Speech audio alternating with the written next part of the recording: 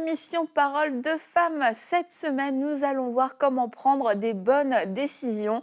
Et on a tous ce point en commun, on doit tous faire des choix dans notre vie, des petits et des grands choix. Et si on n'apprend pas à prendre les bons choix, à prendre des bonnes décisions, on se retrouve à vivre une vie qui ne nous plaît pas, une vie, on se dit mais pourquoi est-ce que j'en suis là? Qu'est-ce qui m'est arrivé? Peut-être parce qu'on n'a pas fait les bons choix, on n'a pas pris les bonnes décisions, ou alors on n'a tout simplement pas fait de choix, et puis la vie s'est imposée à nous, les gens se sont imposés à nous, et finalement on subit une vie qui ne nous plaît pas, dans laquelle on n'est pas à l'aise. Alors vraiment, toute cette semaine, on va vous encourager et vous donner quelques clés avec grande humilité pour prendre des bonnes décisions. En tout cas, moi, je peux vous dire que de préparer cette série, toute cette semaine, ça m'a fait du bien parce que ça te ramène à l'essentiel et à te poser des bonnes questions. Et c'est vrai que la vie va tellement vite. On le dit tout le temps, mais c'est une réalité. La vie va tellement vite que quelquefois, ça semble être une perte de temps où on ne voit pas l'intérêt de s'arrêter et de réfléchir, de penser. J'ai des décisions devant moi qui peuvent avoir un impact sur ma vie, sur la vie des autres. Et puis, on prend des décisions comme ça, sur des coups de tête.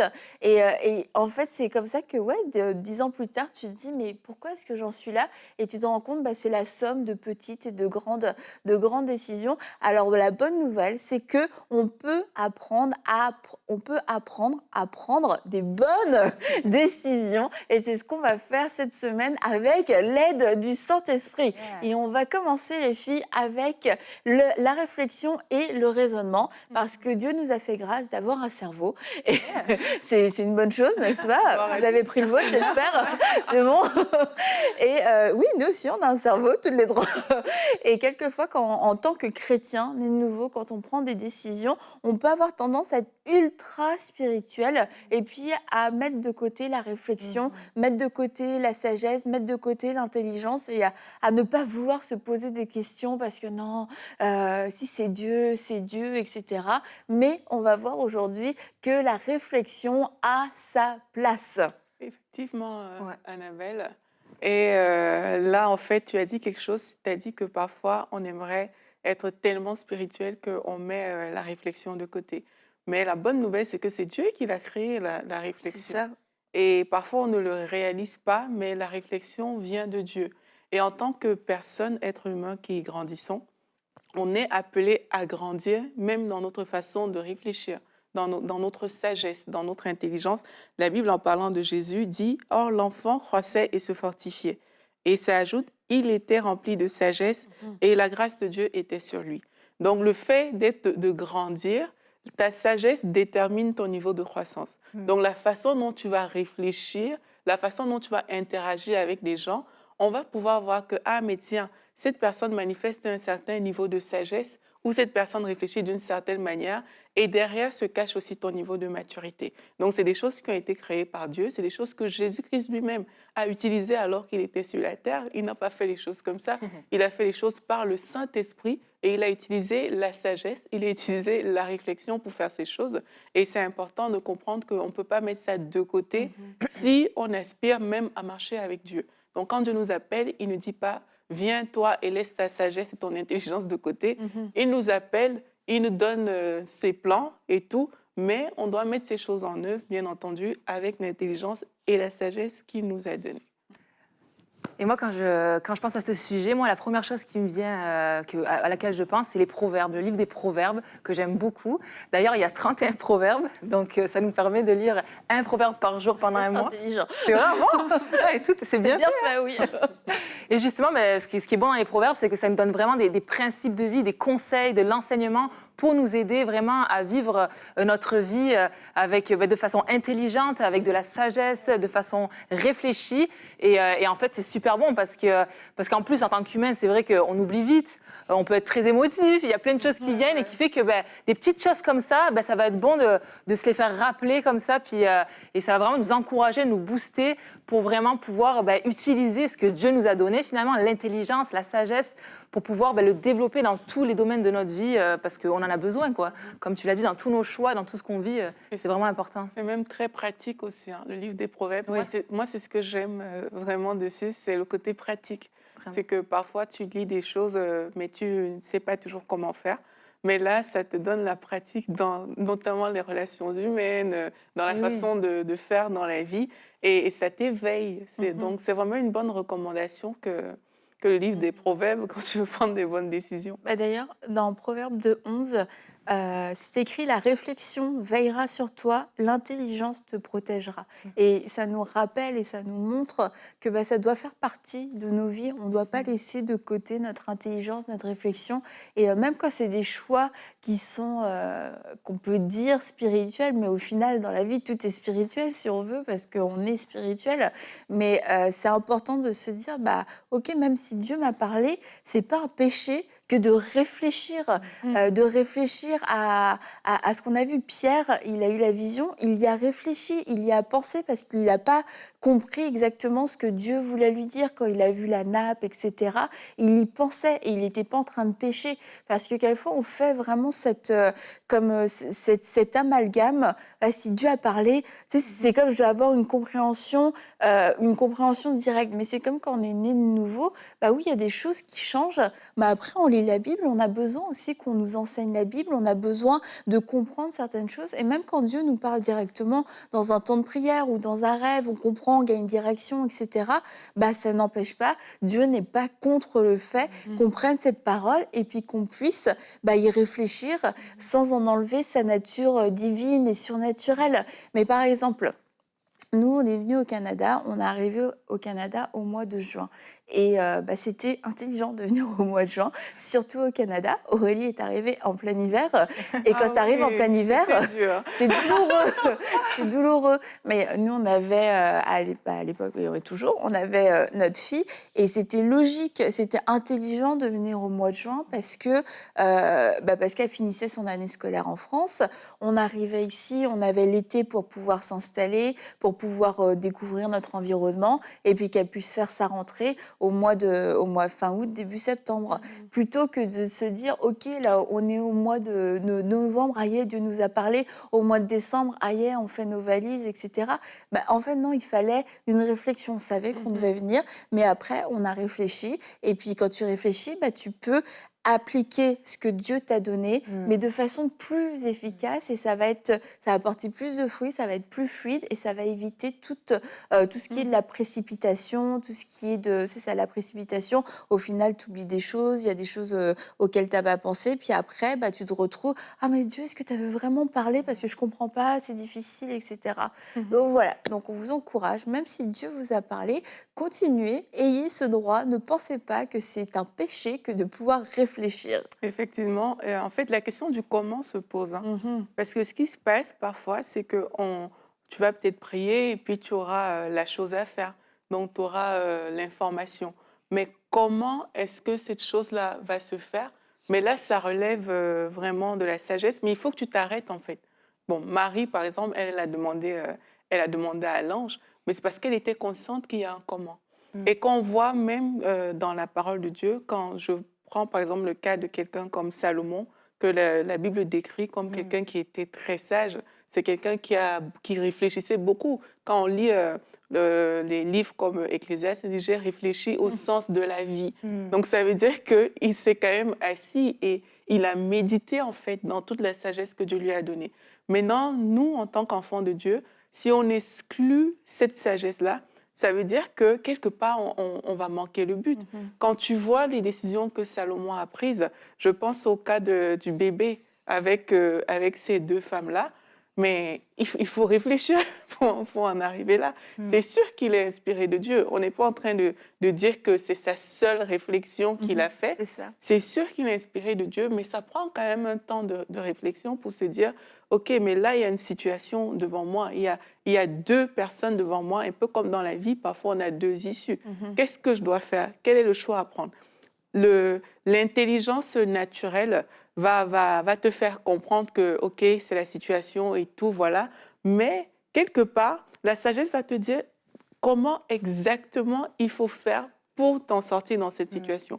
Donc, si tu ne prends pas le temps de t'exercer à réfléchir en partenariat avec le Seigneur, comme on dit, si tu ne prends pas le temps de t'exercer à réfléchir, de demander à Dieu comment, de réfléchir sur les idées qui montent dans ton cœur et tout, mais tu risques d'aller à l'ouest. Tu risques de choisir Ouais. des choses qui ne sont pas bonnes, Oui. mais parce que tu n'as pas pris ce temps. Donc, même si Dieu a parlé, même si, je ne sais pas, tout est... Oui, tu dois peut-être quitter ton pays, il y a quand même une question. Comment cela se fera-t-il? Et cette question va impliquer que tu réfléchisses. Sinon, bah, tu risques de mal faire. Puis je trouve ça vraiment bon parce que quelque part, ça nous responsabilise, ça nous fait grandir. Tu sais, on n'est pas juste là. Enfin, je trouve ça beau de voir que Dieu veut qu'on puisse grandir à tous les niveaux.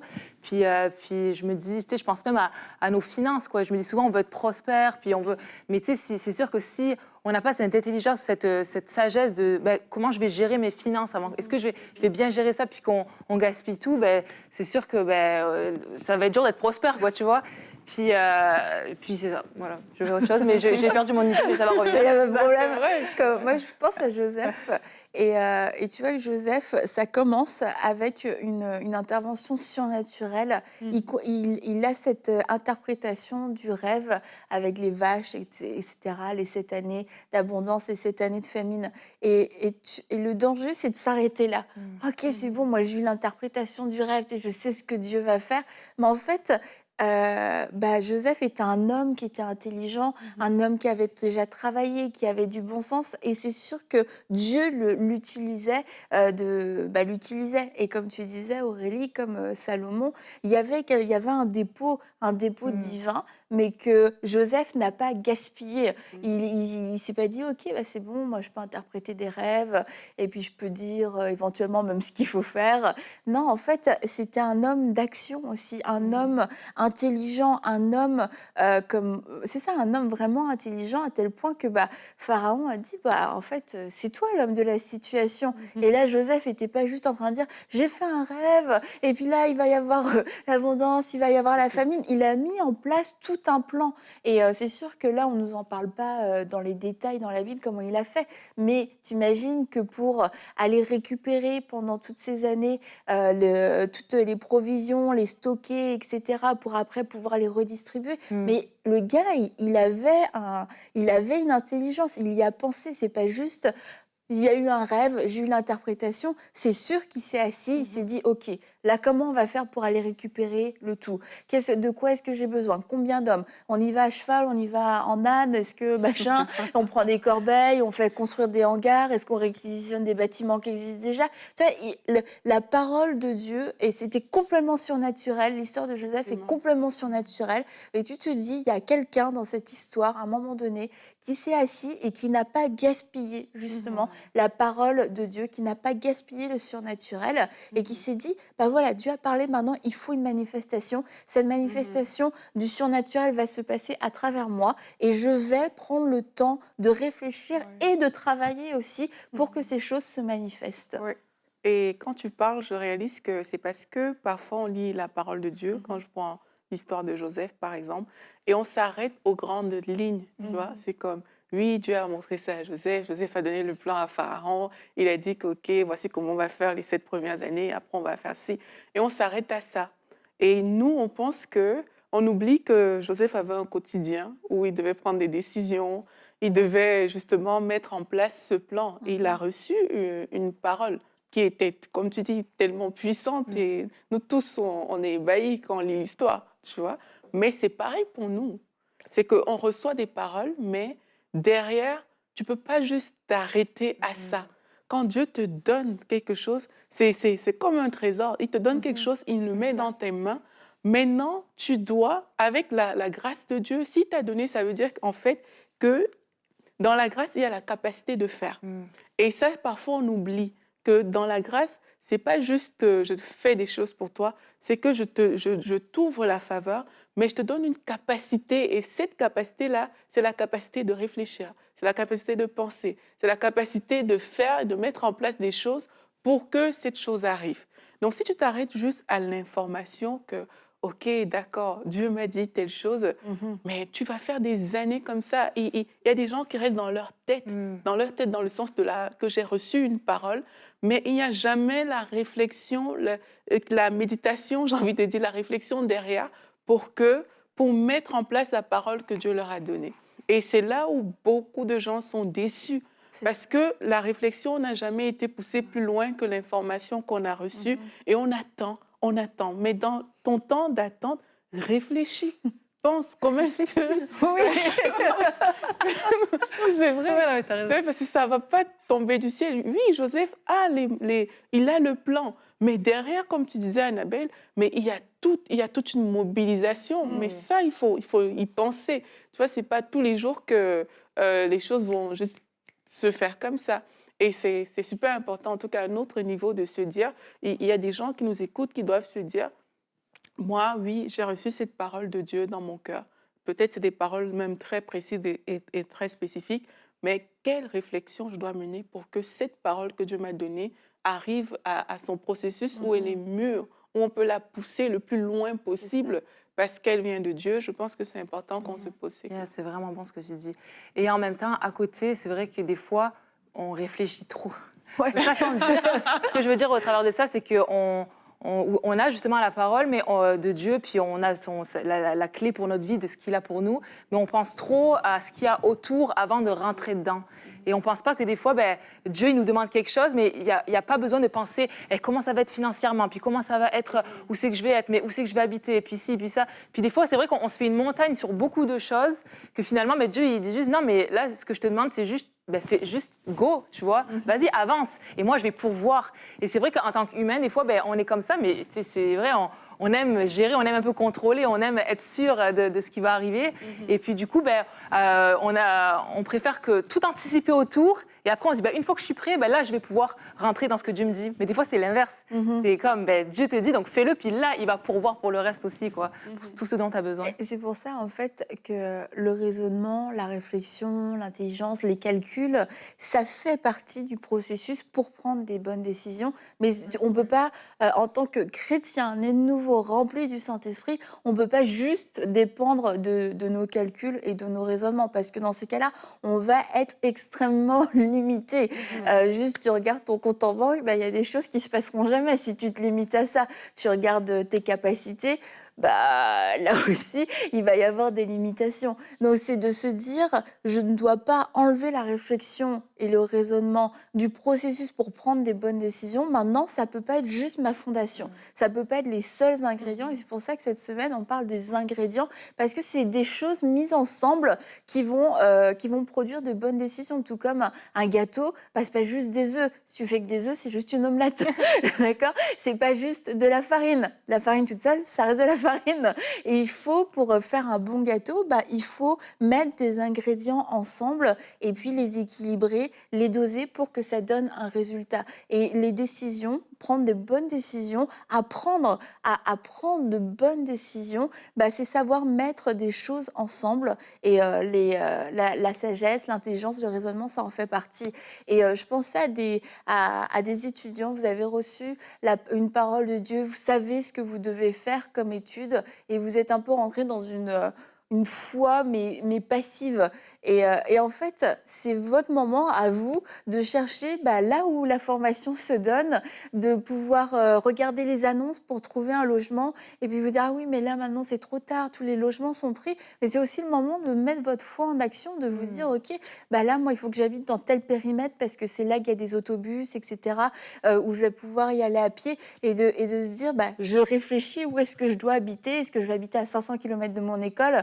C'est pas un bon plan d'habiter à 500 km de son école. Et de se mettre après, de mettre notre foi en action. Donc ça va vraiment aller ensemble. Mais j'avais vraiment cette pensée pour des personnes, pour vos études, vraiment prenez les choses en main, c'est le temps. Cherchez-vous un logement, cherchez-vous là où vous devez habiter. Cherchez, faites quelque chose, mais n'attendez pas. Et parce qu'il y en a quelquefois, tu sais, la rentrée arrive, c'est comme je comprends pas, Dieu m'avait parlé et tout, et j'ai pas de logement, j'ai pas les inscriptions. Mais qu'est-ce que tu as fait? Ben, j'ai envoyé mon dossier en retard, j'ai pas cherché de logement, je me suis pas renseignée. Et puis, encore une fois, bah, après, le blâme va sur qui? Ouais. Le blâme va sur Dieu. Et c'est pour ça que c'est important de faire ce que Dieu nous demande de faire, de pas prendre la place de Dieu. Mais quand Dieu nous donne quelque chose à faire, comme tu disais, Laure, il nous donne une part de responsabilité, bah, c'est à nous de la prendre et après de pas dire, bah, Seigneur, t'étais où là-dedans? Mm. Ouais. Et c'est aussi face aux obstacles, hein, notre responsabilité que de réfléchir, en fait. C'est pas comme ça que je veux le dire. Les obstacles te donnent une opportunité de t'arrêter et de réfléchir. Oh, Et waouh, c'est parfois, on n'aime fort! pas les obstacles. Non, je vois pas non, non. Parfois, on n'aime pas les obstacles, on n'aime pas la difficulté, Mm. mais les obstacles te donnent vraiment cette opportunité de t'arrêter et de réfléchir. Mm. Et quand on n'aime pas pousser parfois la réflexion, c'est parce qu'on veut que ce soit facile. Hein, on veut comme ça que ce soit facile, mais il faut le voir aussi comme une opportunité que Dieu nous donne de faire fonctionner notre matière grise, de faire fonctionner le cerveau. Et ça, c'est différent. Ça ne va pas te faire haïr la réflexion, mais au contraire, tu vas l'embrasser, en fait, comme la Bible nous recommande, en sachant que, OK, devant chaque chose, il y a une réflexion que je dois Mhm. mener. Même si c'est pas... Mais je ne parle pas d'une réflexion humaine, hein, parce que parfois, quand on parle de sagesse, de réflexion, des choses comme ça, on a tendance à dire, OK, parce que ce sera bien fait, ou parce que voilà, ce sera conforme à la sagesse populaire, ça veut dire que tout est OK. Tu vois? Et on risque de se perdre si on va dans ce sens-là. Ne limitons pas notre sagesse et notre réflexion à juste ce qu'on connaît, à notre entendement personnel. C'est pour ça que le Saint-Esprit a sa part active Eh oui. là-dedans. C'est pour ça qu'on ne peut pas faire sans. C'est pour ça aussi, comme tu disais, Laure, que on ne peut pas juste se contenter de rêver, de voir les obstacles, de voir ci, de voir ça. Il faut toujours ce travail associatif. Mm. Je le dis parce qu'une fois, il y a un verset dans la Bible, moi, qui m'étonne souvent. Hein. C'est quand Jésus il dit de boire son sang aux disciples et de manger du pain. Sincèrement, son corps plutôt. Sincèrement, quand tu entends ça avec tes oreilles normales, c'est bizarre. C'est, c'est pas, ça relève pas de... Les gens qui le quittent, tu vas trouver ça sage. Tu vas dire que, mais vraiment, vous avez bien fait parce que il est en train de raconter des choses vraiment bizarres. De façon naturelle, c'est quelque chose qui n'est pas logique, c'est illogique, mais dans le fonctionnement de l'Esprit de Dieu, si tu limites ton raisonnement à ça, tu vas pas aller beaucoup plus loin que ce que Dieu là où Dieu veut t'amener. Mais tu vois, Pierre, il prend le recul, il dit, ah, de toute façon, à qui est-ce qu'on ira? C'est toi qui as les paroles de la vie. Là, il a été très sage. Mais rien comme ça, on ne le verrait pas. C'est pas ce qu'on dirait de prime abord. Mais ce qu'il a manifesté, c'est une très grande sagesse à ce moment-là. Donc, quand on parle de comment utiliser notre sagesse et notre raisonnement, c'est important de ne pas se limiter aux choses communément admises comme sages, comme réfléchies, mais vraiment de dire, OK, cher Saint-Esprit, je reconnais déjà que c'est toi l'auteur de la sagesse et tout. Je veux réfléchir dans ton sens. Là, ça te permet non seulement de réfléchir, mais d'associer le Saint-Esprit à toutes les réflexions que tu as faites. C'est ça qui te permet d'éliminer le pas bon, parce que dans ta réflexion, tu auras des choses qui ne seront pas bonnes. Tu auras des choses qui seront bonnes aussi. Et c'est en associant le Saint-Esprit que tu sauras, ah, OK, ça, je peux mettre de côté, ça, je peux avancer avec. Mais si tu n'avais pas pris le temps de réfléchir sur cette base-là, tu t'es juste contenté de la logique, des choses que tout le monde admet comme bien, mais tu cours le risque de passer à côté de la vraie bonne chose. Puis je trouve ça aussi bon parce que aussi ça peut enlever la pression. Parce que tu sais, oui, on raisonne, mais est-ce qu'on sait toujours comment raisonner? Des fois, on n'a peut-être pas tu sais, la connaissance de comme, par quoi je commence et tout. Mais justement, d'être, comme tu dis, en association avec le Saint-Esprit, ben, ça t'enlève une pression de dire waouh, OK, je vais me laisser diriger, Saint-Esprit. Merci de m'éclairer, de m'aiguiller vers peut-être la ressource dont j'ai besoin pour ça. Puis ouais, si aussi on a peut-être ce tempérament impulsif dans la vie, des fois peut-être qu'on ne réfléchit pas trop, ben, on peut aussi prier, dire, ben, Seigneur, j'ai besoin de ta sagesse, j'ai besoin de ton intelligence, puis n'hésitons pas à le demander, quoi. C'est tout bénéfice, ouais, c'est bénéfique, ouais, Ouais, bénéfique c'est pour nous. bénéfique. Puis c'est ça, vraiment nous encourager à, non, vaut mieux prendre le temps, prier, puis demander à Dieu, ben, c'est ça, de nous remplir de sa sagesse, son intelligence, plutôt que d'être impulsif puis de Oui. faire des erreurs, quoi. Et même savoir que dans ta réflexion, tu auras des choses qui ne sont pas bonnes.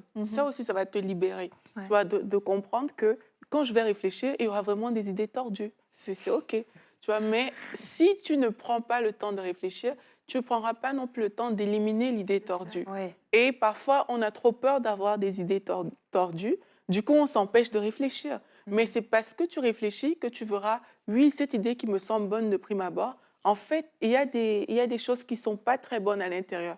Par contre, celle-ci que j'avais peut-être minimisée, il y a des choses qui sont très bonnes là-dedans. Mais c'est la réflexion qui t'a amené là. Parce que tu as eu les deux idées peut-être et que tu as dit, mais Saint-Esprit, dis-moi plus en fait par rapport à ça, que tu arrives à ces conclusions-là. Mais si tu réfléchis pas du tout, tu n'auras ni l'idée tordue, mais tu n'auras pas non plus la bonne idée et ça, c'est pas bon. Oui, et puis l'idée tordue, c'est dans le sens si c'est une discussion en fait, cette réflexion, c'est une discussion qu'on a avec le Saint-Esprit. Bon, bah voilà, moi comment je vois les choses, etc. Donc tu amènes tes idées, les bonnes et les moins bonnes.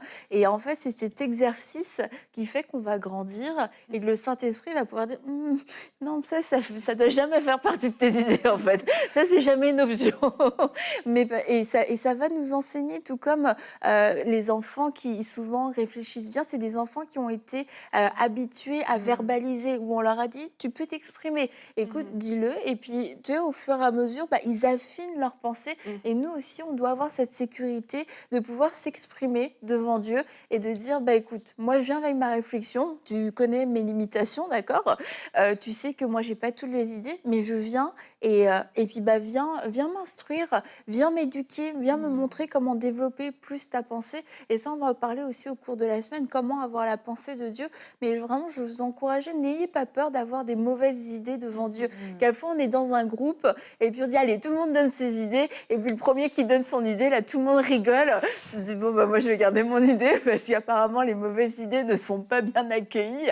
Mais avec Dieu, on peut avoir cette sécurité qu'il ne va pas nous rejeter, qu'il ne va pas se moquer de nous, qu'il ne va pas se dire, mais qu'est-ce qu'elle est bête, mais il lui manque quelque chose. Non, Dieu va tranquillement nous enseigner, va nous montrer comment mieux penser, comment aiguiser, développer notre pensée, développer notre réflexion, développer notre intelligence. Et quand on parle d'intelligence, on ne parle pas d'avoir des doctorats, etc. C'est plus une question finalement de bon sens, d'apprendre à se poser les bonnes questions, apprendre à calculer ce qu'il faut calculer. Puis s'il manque, de dire à Dieu, bah, avoir cette pensée de foi, bah, Seigneur, tu vois, j'ai calculé, moi tu me demandes ça, mais j'ai que ça. Et de dire, bah, je te fais confiance pour la suite et à ne pas trop spiritualiser certaines choses et à dire, Seigneur, tu m'as donné un cerveau et je vais l'utiliser. Et demain, nous allons continuer et nous allons parler de la foi, comment prendre des bonnes décisions et oser prendre des décisions de foi.